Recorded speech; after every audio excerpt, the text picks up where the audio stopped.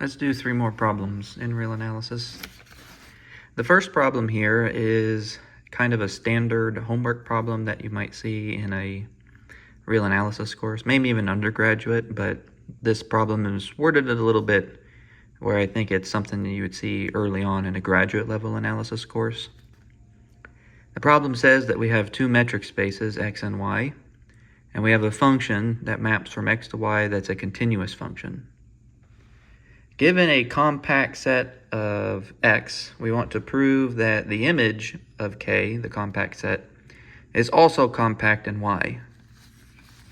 Okay, so essentially what this says is that compact sets map to compact sets under continuous maps. So how do we do it? Well, x and y are just 2 metric spaces. We don't really know if it's the real numbers with Euclidean distance, so we can't use the very familiar definition of continuous. We have to use the more general version of continuous. So what it says here is that for any given value a in the metric space x, we know that for any epsilon greater than 0, there's a delta such that for all x in the metric space, if the x metric between x and a is less than delta, then we know that the y metric between fx and fa is less than epsilon. So that's what it says there. And since we know that K is compact, we can use the subsequential definition of compactness, which means that for any given sequence in K, we can find a subsequence that converges to a point in K. So that's what the first 2 lines says. So what's our claim? Our claim is that f of K is compact. So essentially, we want to check this definition for fk. So we let yn be some sequence in fk, but because of the definition of fk, we know that yn is equal to f of xn for some xn. So we know there's some sequence waiting for us in k that we can define yn as that sequence. But because k is compact, we know that there exists a subsequence that converges in K. And now we just apply the definition of continuity to say that f of x and k converges to f of x, which is in K or f of k by definition. So we have our converging subsequence. So remember, we let this be given. We know by definition why our sequence looks like this. We know that these xn's have a convergent subsequence, so we know that this guy has its own convergent subsequence. So for any given sequence, we have a convergent subsequence inside of fk. So we know that f of big K has to be a compact set. Something like this. I believe this was, in fact, a homework problem we were given last year. Pretty simple problem. I mean, it doesn't really require much. I would say that this problem, if I had to rate these problems on a 1 out of 10 scale, 1 being the easiest, well, let's not do 1 out of 10, let's do 1 out of 5. I would say that this problem is probably a 1 out of 10 in terms of difficulty. But again, it's kind of what you're used to. I'm just comparing this problem to problems that I've done in the past. So comparatively speaking, it's on the easier side. All right, next problem. F is an L1 integrable function over the real numbers. En is a measurable set. So just for clarity, when I write the script M here, I'm just saying it's Lebesgue measurable set. And we're assuming that this family of sets En is an ascending sequence of sets. So En plus 1 is containing En for all n. And we want to prove that the limit of the integral of f over En as n tends toward infinity exists. So this problem is a problem I found on the internet. And when I read the statement of it, it seemed a little bit too obvious because, and I'll explain why. I mean, if you're assuming that f is L1 integrable over all of R, and En is tending toward infinity, I mean, En has to be a subset of the real numbers, right? So why wouldn't the integral exist? I mean, if L is integrable over all of R, then why do you need to even show anything? feels like this is enough. But the solution is here. It's on the internet. This was the solution that was given on the internet. You know, the magical place of the internet that we dare not question. So I guess we need to formalize it. But anyway, I just copied it down because it seemed like a good exercise is all. So how does the statement, or how do we prove it? We define E to be the union of all the ENs, so that the limit of the integral is equal to the integral over E, which should make sense. I mean, after all, it is an ascending sequence of sets. And we want to prove that this limit exists, so we consider the difference between these two integrals over E and En. But because E contains En, you can rewrite this as a single integral, given here. And then if we apply the triangle inequality, we can push the absolute value inside. Because remember, f is L1 integrable. We know that this integral should exist, but we need to show it. So notice that mu of A is equal, so I'm defining mu of A here. So mu of A for any measurable set A over the function f. Maybe I should add absolute values here. I might need to include that here. Let me read the rest of this and then see if I should include it. This defines a measure on R. So remember, integrals can be used, Lebesgue integrals can be used to define measures on whatever space that you're measuring over. In this case, it's the real number line.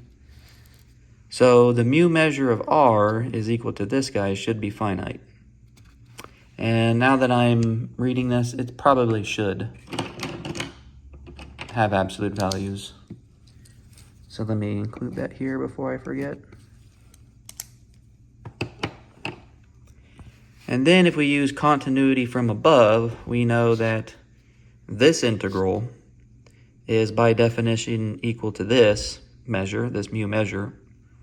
And then the continuity from above says that this approaches this, because remember, the continuity from above property says that if you have a sequence of measurable sets that get larger and larger and larger, then the measure of the big set should be equal to the limit as n tends toward infinity of the measures of those sets. That's all it says.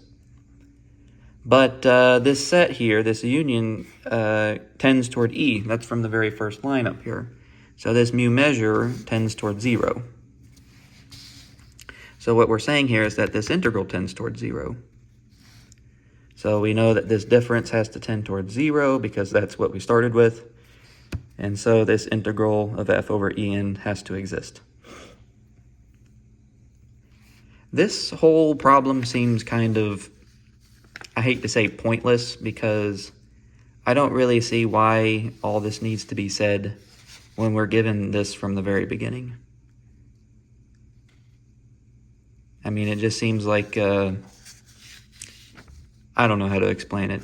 Maybe someone else will see something. So if I had to rate this problem on a 1 to 5 scale, I'd probably give this one maybe a 1 or a 2 at the most. I can't really give it more than 2. 2 seems like a bit much, but it's not really a difficult problem.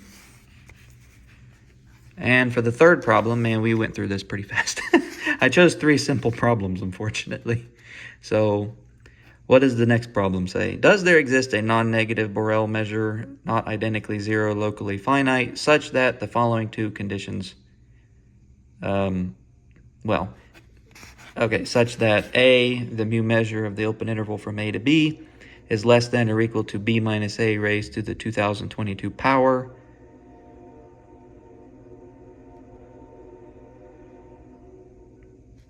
I think there's a train about to hit me outside my window. He's right there. Whatever, we'll leave it in.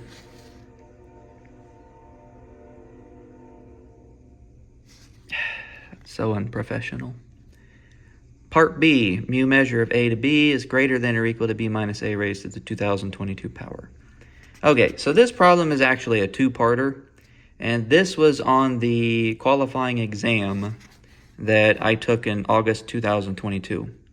In fact, in the last episode of these problems, I showed a homework problem that inspired one of the qual problems that I ended up not solving on the test, and this was the problem, so it inspired this one. And I was able to do part A on the test, but part D I screwed up, or part B I screwed up. So we're going to go through this problem together here, and you tell me what you think how difficult you think this problem is. Okay, part A. Consider the interval of length L, where the interval is from negative L over 2 to L over 2. We want to divide the interval into n subintervals, and then we suppose that such mu exists, which means that mu of this interval has to be less than or equal to the length of this interval, which is just L. We've divided it into n pieces, because we've divided into n subintervals. We take it and raise it to the 2022 power, and we have n of them, so we multiply the two together. But the issue here is that one of these n's will cancel with one of these n's, and then you're left with L to the 2022 over n to the 2021, and then as n tends toward infinity, the whole thing tends toward 0. Because remember, this has to be true for every n, which means that if such mu exists, it has to be identically equal to 0, and that gives us a contradiction to the statement because we want a non-negative Borel measure. So no such measure exists. So that's part A. Part B is a separate issue. So in part B, such measure does exist. We just have to show that it does. And it's actually a constructive proof here. And there's an issue here at the end, which here I write down here. Remember, this solution came from the instructor. So he gave us this solution towards the end of last semester. And there's a step here that I'm a bit uneasy on. So I'll explain here what makes me uneasy about it. We let f of x be the absolute value of x raised to the 2021 power, and then we consider the measure induced by the following integral. So here m is the usual Lebesgue measure. We take the integral of fx with respect to m, and that gives us a measure for the same reason I explained in the previous problem. Now, the absolute value of x is less than or equal to b minus a over 4 only on an interval of length b minus a over 2 near 0. That sentence there I don't think is rigorous enough for me. But it's the justification that he gave. I can kind of see what he's doing, but I don't like how he says, I mean, what do you mean by near 0 exactly, is I guess my issue. I guess within 1 of 0, but I digress. So we denote our induced integral as mu tilde. So mu tilde of the interval a to b is equal to this integral. And this integral is greater than or equal to this integral because all I did was I took the interval from a to b and then got rid of this interval centered at 0, which is of length this guy on either side. So the length is actually b minus a over 2. All I did was I just excised the set centered at 0, or an interval centered at 0. And then on this set here, we know that f of x is bounded below by b minus a over 4 raised to the 2021 power. Why be that the case? Because f of x is this guy, 2021.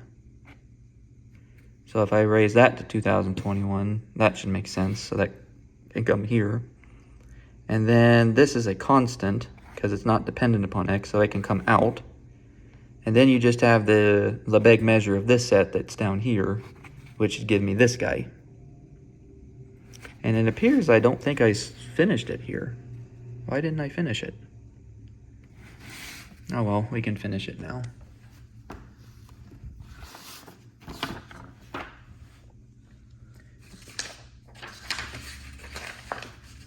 Just need paper.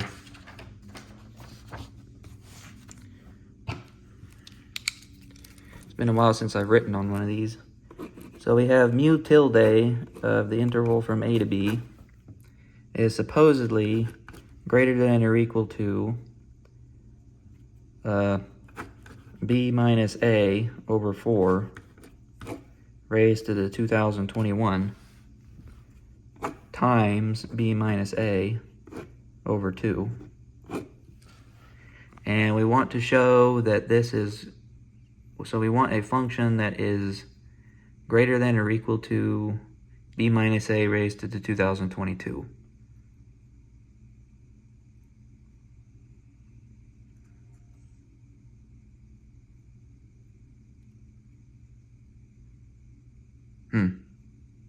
This 2 should not be here. From what I remember, this 2 shouldn't be here. But why is the 2 here? I think these 4s need to be 2s. So that this will disappear. And then I'll end up with b minus a raised to the 2022 over 4 raised to the 2021. And then if you move it over, you'll have 4 2021 times mu tilde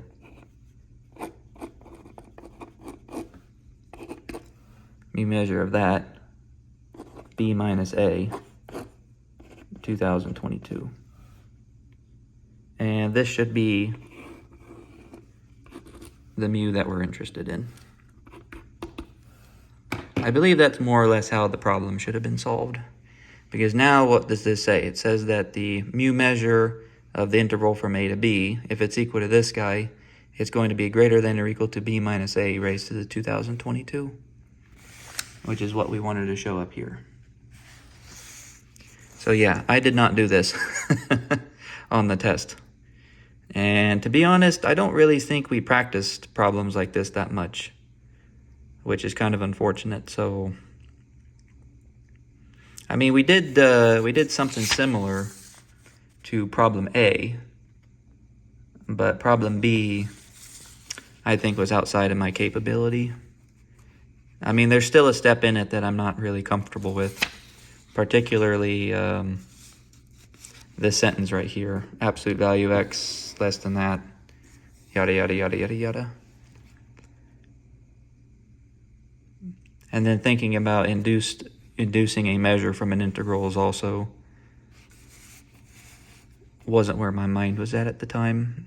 I was still thinking about Carathéodory construction of measures.